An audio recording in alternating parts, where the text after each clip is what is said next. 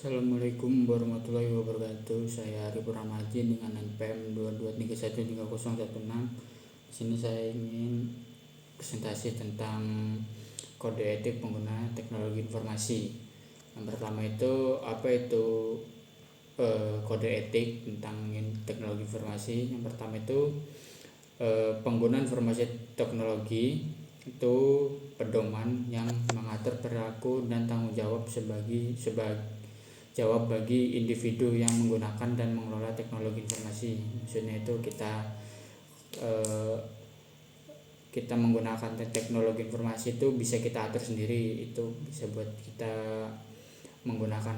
digunakan dengan hal yang positif atau dan sebagainya. Ya intinya yang atur kita sendiri.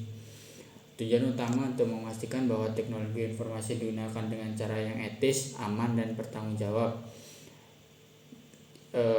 Kita menggunakan teknologi informasi atau kita menggunakan teknologi itu kita melakukan hal yang positif atau negatif itu yang bertanggung jawab diri kita sendiri, nggak ada pihak yang berwajib yang bertanggung jawab. Selanjutnya tujuan kode etik. Tujuan utama kode etik itu yang pertama untuk melindungi privasi dan keamanan data, yang kedua menghormati hak kekayaan intelektual, yang ketiga menghindari penyalahgunaan teknologi, misalnya cyberbullying ataupun hacking, dan yang terakhir itu menjamin transparansi dan integritas dalam penggunaan teknologi. Terus siapa yang mematuhi kode etik? Itu ada profesional teknologi informasi, terus dan pengguna teknologi secara umum atau individu dan organisasi. Selanjutnya kode etik, resiko dan dampak negatifnya itu yang pertama penyalahgunaan data pribadi. Itu bisa dilakukan sama orang yang tidak bertanggung jawab atau oknum, itu bisa menggunakan data diri kita untuk hal-hal yang mungkin bisa merugikan orang lain. Contohnya itu kayak misal kalau di Instagram itu bisa kita gunakan nama orang lain untuk misal jualan yang kayak nipu gitu ya, intinya itulah. Terus selanjutnya itu keamanan yang rentan. Jika tidak ada pedoman yang jelas, data dan sistem bisa lebih rentan terhadap serangan cyber.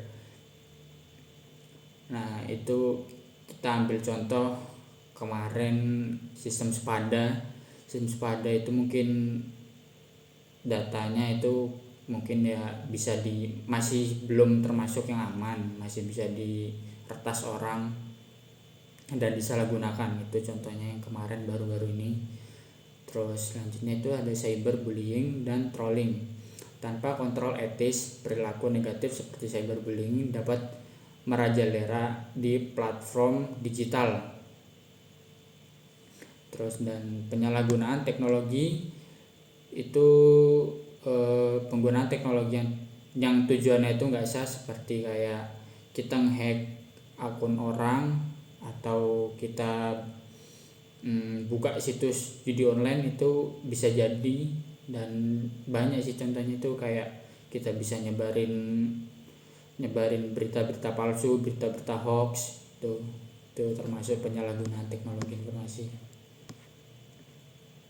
Peran kode etik.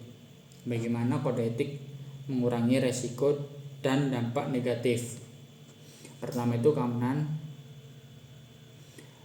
data dan privasi data. Keamanan dan privasi data. Kode etik menuntut perlindungan data, menghormati privasi individu. Terus selanjutnya pencegahan penyalahgunaan teknologi. Itu pencegahannya itu kayak kita bisa lebih teliti dalam menggunakan teknologi. Contohnya kayak kan sekarang ada banyak sih, bukan dari sekarang sih, link phishing itu. Nah itu kita bisa mencermati lebih detail, itu kita bisa bedakan linknya itu agar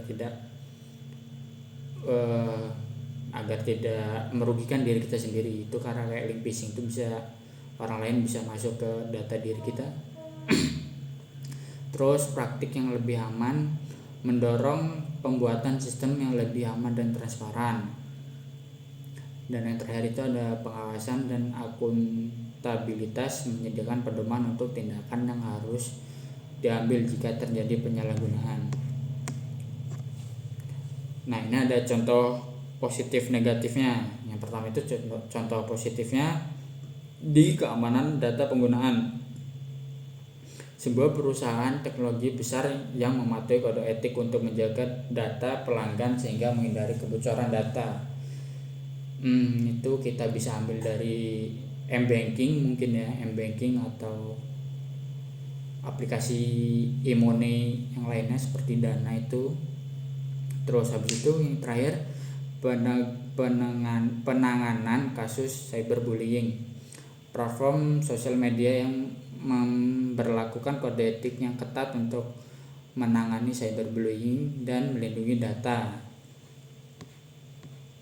Contoh kasus yang negatif itu yang tidak mematuhi kode etik, di mana perusahaan teknologi mengumpulkan dan menjual data pribadi tanpa izin yang menyebabkan kerugian besar dan kehilangan kepercayaan publik.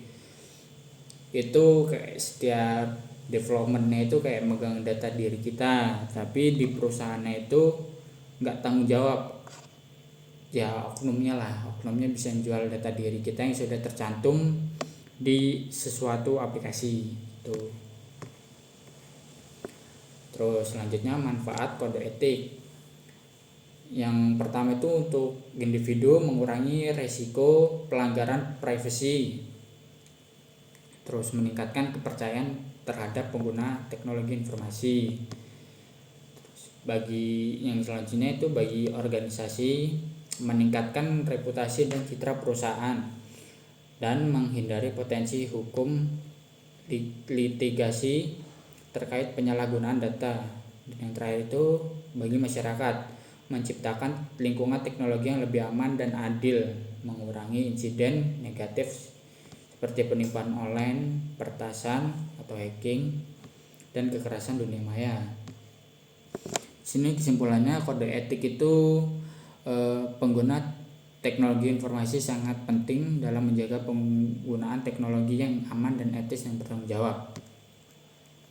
Terus tanpa kode etik juga resiko penyalahgunaan teknologi itu lebih dapat meningkat dan menyebabkan kerugian besar bagi individu atau organisasi.